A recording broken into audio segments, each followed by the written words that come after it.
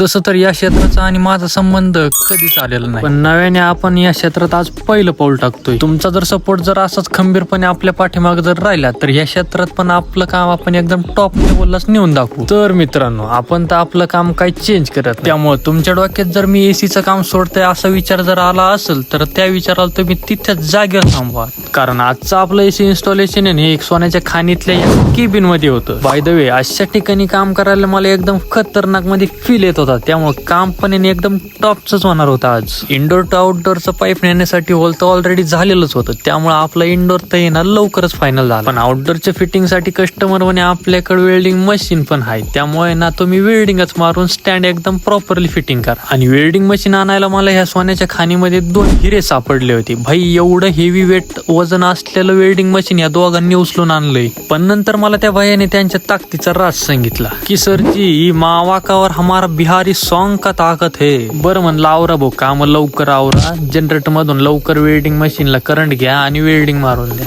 आणि हो, आउटडोर आपण यासाठी खाली घेतलंय का वरती पत्र्यामुळे ना वरती अँगलचा कुठेही सपोर्ट नव्हता आपल्याला आउटडोरचे स्टँड बसवण्यासाठी, त्यामुळे आउटडोर आहे ना आपण हे खाली घेतलंय. खाली ना आडवा चॅनल होता, त्या चॅनलला वेल्डिंग मारलंय आणि त्यानंतर वरती स्क्रू पण मारले आणि तिथं आपण आउटडोर फिट केलंय. इथलं कामावरून ना आज लवकरच घरी आलो होतो, कारण होळी असल्यामुळे ना आमच्या इकडं प्रथा अशी आहे का आपल्या घरून 5 गावरे घेऊन गावात जायचे आणि गावची मोठी होळी पेटवायची आणि त्या होळीतून ना आपण 5 गावऱ्याचे तुकडे घेऊन घरी यायचं आणि मग घरची होळी पेटवायची. बरं, तुमची इकडं काय प्रथा आहे होळीची तुम्ही कमेंट करून नक्की सांगा, आणि व्हिडिओ आवडला असेल तर आपल्याला लगेच फॉलो करून घ्या.